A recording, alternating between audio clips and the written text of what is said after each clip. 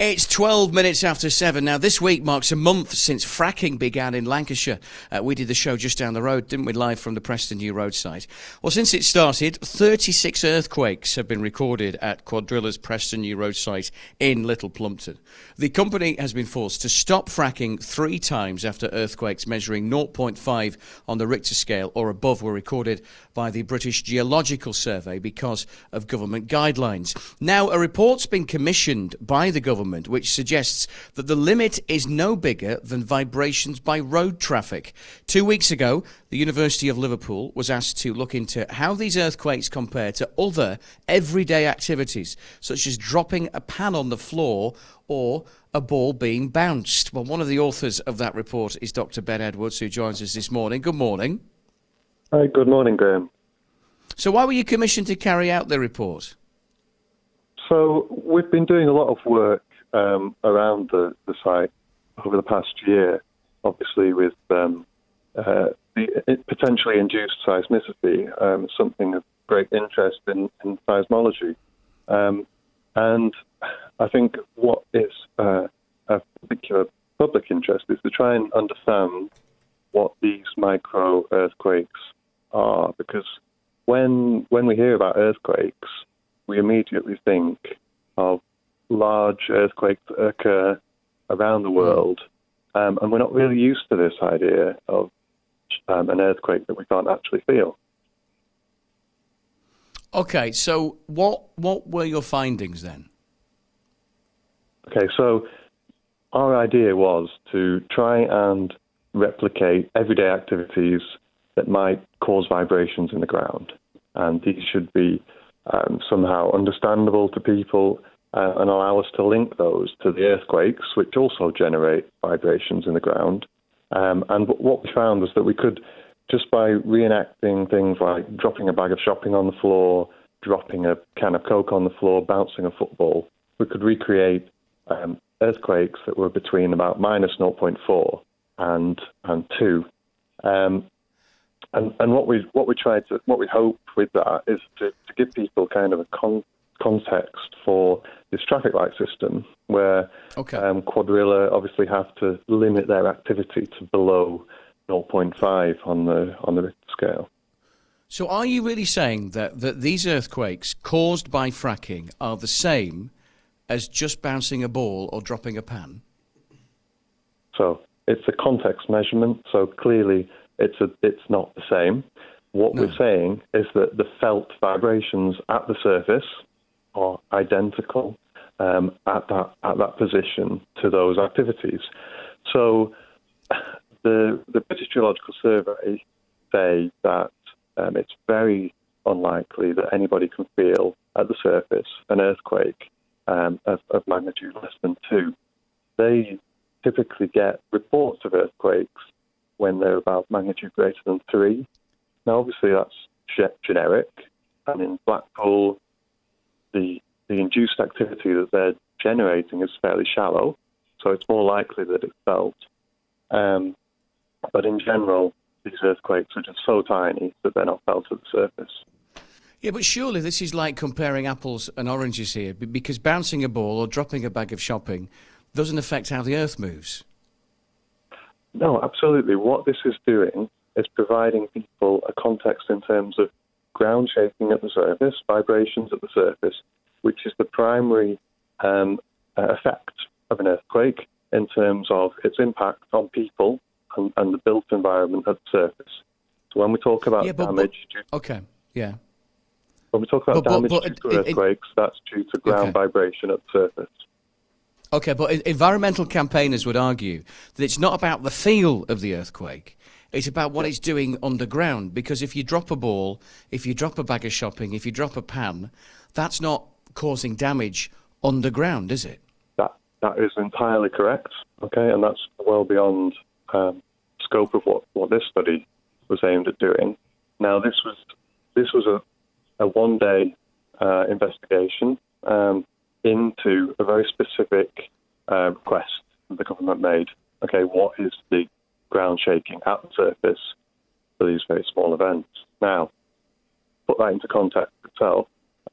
We've been working over the past year on recording recording the earthquakes around Blackpool in terms of baseline activity level and also the activity that's been occurring over the last month.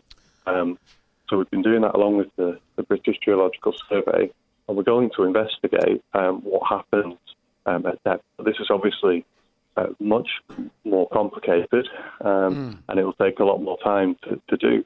Now, clearly, things are happening under the ground. When you generate an earthquake, it's a fault slipping underneath the ground, so you are generating deformation. In terms of, say, the damage that's created by these events, magnitude 2 earthquake, 2.3 was the event that occurred in the previous fracking operation in Blackpool that led to the review, the UK-wide review. Now, that would have caused a displacement, a movement of the fault of about 1 to 2 millimetres. So these are the kind of ground deformations we're talking about. That's also an important context. Okay. All right. Okay, Dr. Ben Edwards, one of the authors of the report from the University of Liverpool, thanks for joining us this morning. Well, the British Geological Survey hasn't recorded an earthquake near the site since the 2nd of November, leading some to question about whether fracking actually stops at the site. Joining us is local anti-fracking campaigner Bob Dennett. He's with me this morning. What do you make of this report commissioned by the government? Well, I was sat here listening to that, Graham, and I couldn't help but laugh. It sounds like one of Quadrila's PR exercises. Early days of the company being in the field, Francis Egan used to refer to people falling off ladders or a bus driving past your house. But as you quite rightly said, what we're concerned about here isn't what we're feeling at the surface at the moment, but I have to say that the 1.1 that has been recorded was felt at the surface, and it felt quite considerably by quite a number of people. However, our biggest concern is what's going on underground. They're creating vibrations underground through a well casing that is sealed, and I use that word loosely, with a very narrow annulus of cement. And our worry is that those vibrations are going to break that seal and compromise the integrity of the well, leaving pathways for methane and toxic chemicals to come to the surface through the wellhead. But you don't know that's going to happen, though, and through geological faults. And this has happened in other areas, and we know from the industry's own figures that between 6 and 9% of these wells fail on installation, and a further 50% fail within the next 5 to 10 years. Well, they would turn around and say that's because of bad practice. The Preston New Road site, we are being told, is the safest site in the world when it comes to fracking. But they have already demonstrated, Graham. Francis Egan said that they, in 2014 actually, on your programme, and you were interviewing me at the same time, Francis Egan said that we are going to frack in the field through a fault without causing seismicity to prove that we can do it safely throughout the whole of the field. Their very first frack, and bear in mind, because of this traffic light system, they're working at very low pressures, their very first frack caused seismicity, and that seismicity has increased in magnitude with every single frack that they've done. Now they've stopped, so we're not quite sure exactly why they've stopped. Is it because of they've been told to because of the seismicity, or is it because there's some damage to the well? We don't know that because that kind of publicity doesn't come out of the site.